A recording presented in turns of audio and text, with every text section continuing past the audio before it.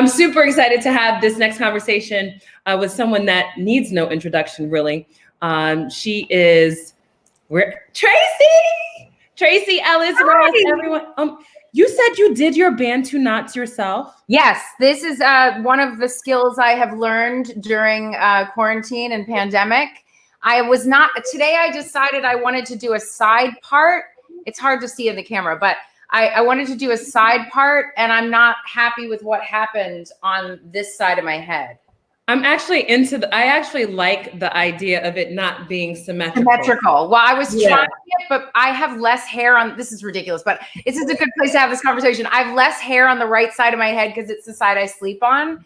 And so I decided to do the smaller ones on this side, but they're so small that I'm not sure. I'm actually feeling it. And I mean, the thing about it is that when you're rocking Bantu knots, you can do whatever you want. There are no rules, Tracee. Hi, Ty.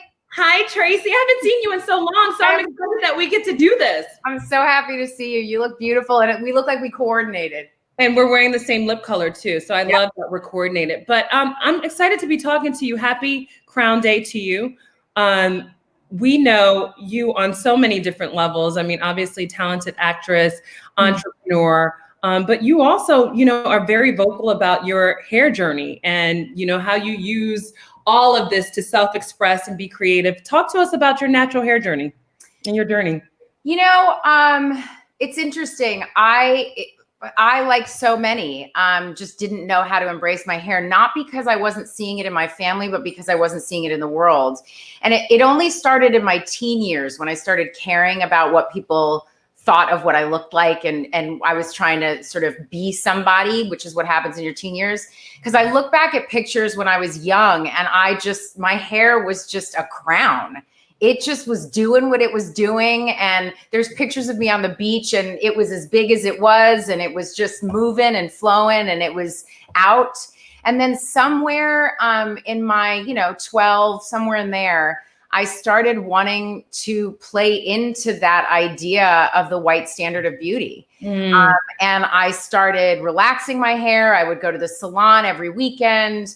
Then we moved to texturizers. My mom, I would sleep in rollers and wake up with a crook in my neck. I would wake my mom up in the morning to press my edges and the whole thing. And I remember wearing my hair so tight in a ponytail, it gave me a headache. And just couldn't wait, like just trying to get it to look slick. But now, you have the right products. Now you could do all those things. Light it up in there. Now you got the right products. I just had, my journey led me to making my own products.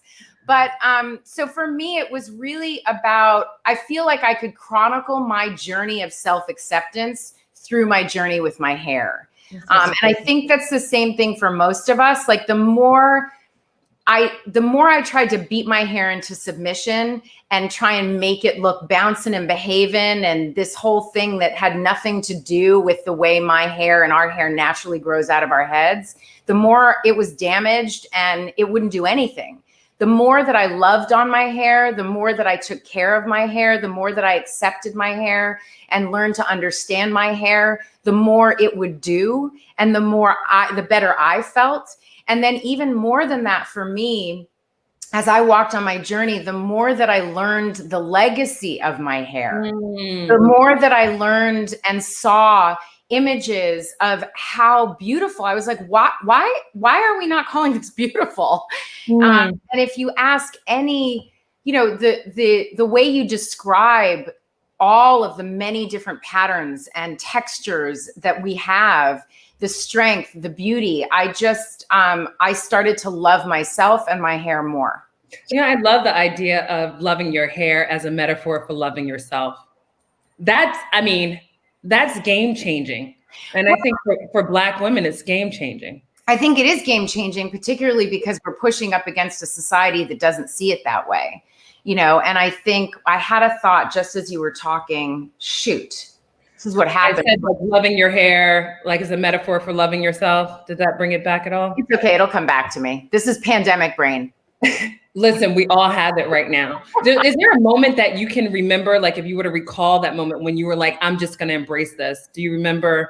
No, I think it's a daily journey, and honestly, particularly once I got, I remember going natural, but there wasn't a term for it. I just stopped relaxing my hair. Honestly, I was going to school in Europe, and I couldn't go to the salon every week, and my hair was breaking off. And I had like this I swear to God, all my hair was probably this much right here. Wow. I had all that hair. It was damaged. And I used to put it in what I call the little duty bun in the back. And then I would take the whole front of my bangs, pull them forward, blow dry them to the point of like they were just fried. And then I would make this poof on the front. And so I started growing my hair out. I never did a big chop. I just kind of gently and slowly started growing my hair out. And then it was just I started wearing my hair naturally because I ran track. And so it was then like this long, arduous journey of like, what products do you use? How do I wear my hair naturally? What does that actually mean? But because I was an athlete, I swam for a while and then I was a track runner. You're sweating all the time. So I couldn't get blowouts. It didn't make sense. It didn't work. My hair was getting more and more damaged. And so I started this exploration of like every product in the world, which led me to this idea that like they didn't exist. And then by the time I got to Hollywood, I think, by the time I got to Hollywood, I could list on my hand the women.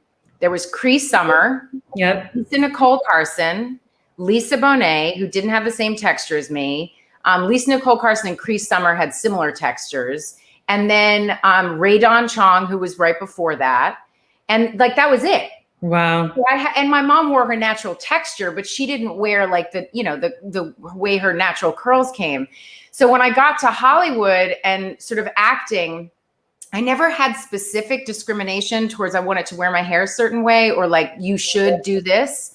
But I felt the societal shame that was coming back at me as if there was a version of my hair that was correct, right? Vision for the world. And then I think when I got on Girlfriends, Lyricist Lounge, Girlfriends, I wore my hair naturally that whole time. I must tell you, when I think back to Girlfriends, you wearing your hair and it was so big and just so bountiful and just so full.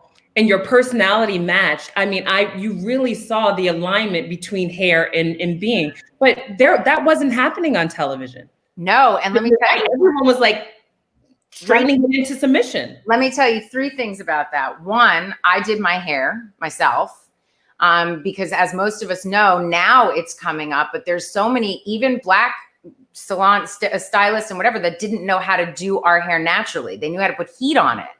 And so I would wake up like 3 hours before work so my hair could dry naturally.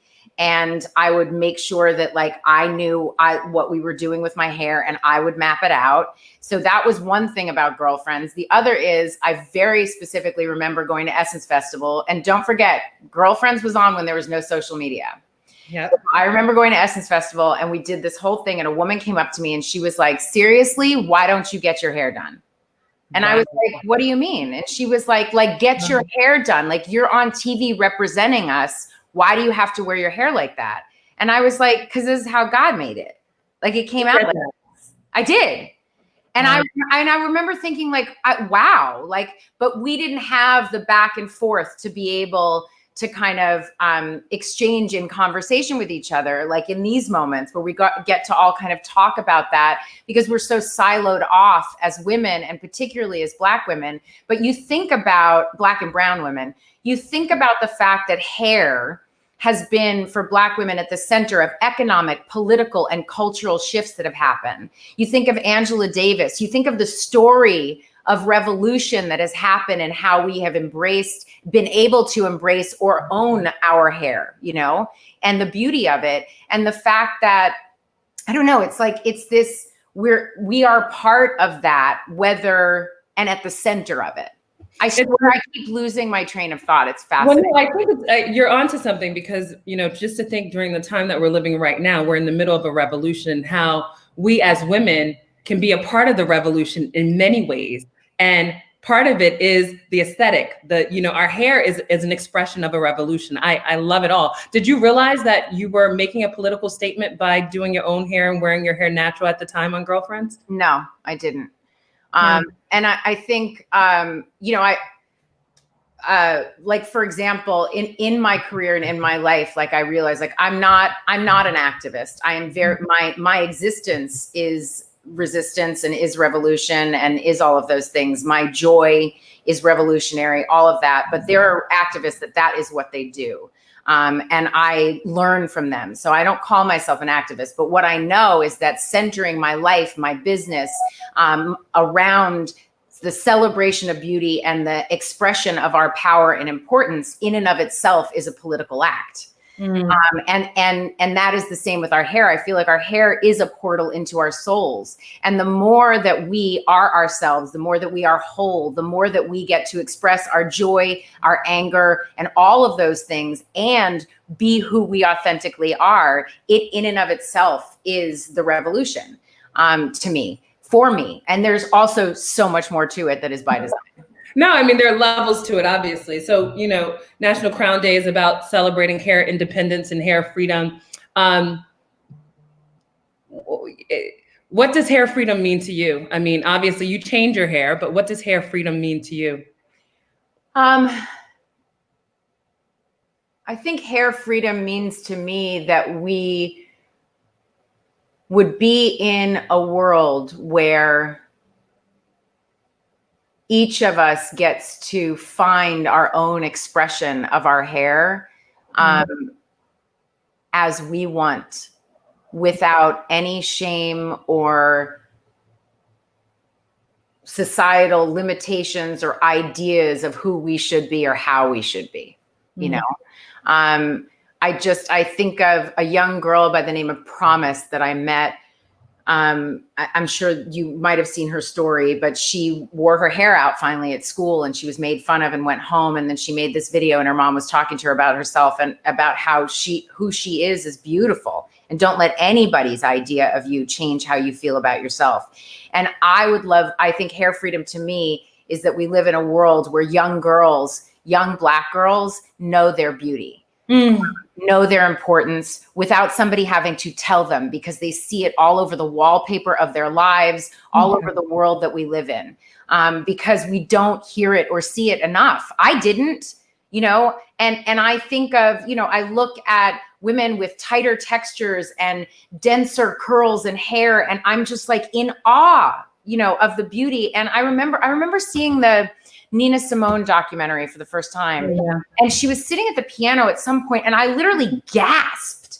And I was like, my God, this woman is beautiful. That is my definition of beauty. A woman that is fully living in her skin, that is like seeping. She's at the pinnacle of being herselfness, right? That to me is beauty. I was like, why is that not the definition? What is this other standard that has come from racist ideas, patriarchal ideas, sexist ideas, like like all these different things? Like that vision is not like our hair. Like you think of a flower. I'm looking at a peony right now. Like, and you think of the expressions that come out of our hair. So to me, hair freedom would be living in a world where we are free to be ourselves and to be safe being ourselves without having to fight against an idea that does not see us.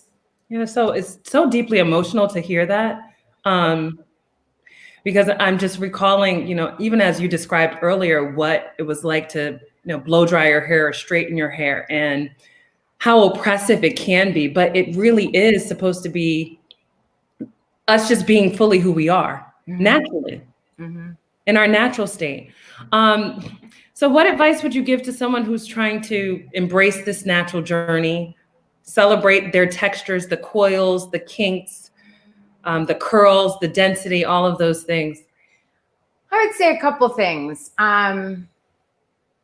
Go as slow as the slowest parts of yourself. Bring your whole self where you're going and take healthy, risky steps. So I always say, like, take those steps that aren't going to create another wound, right? So go at your comfort level.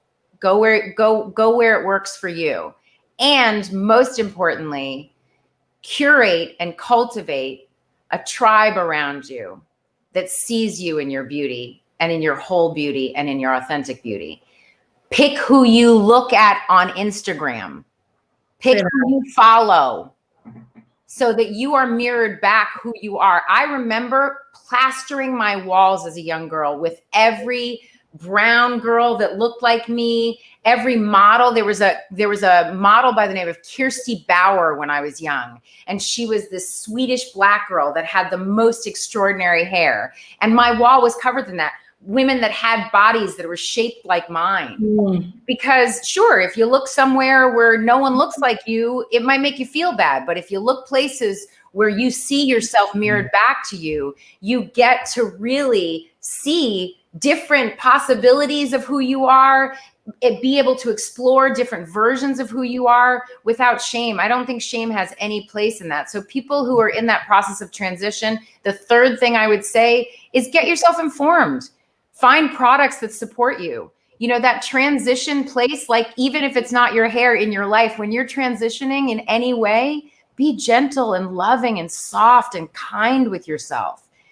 Be like, allow the most soft stuff around you, because that transition place is really delicate because you're finding something new. Like I remember when I was first starting to find my texture, like it didn't know what it was.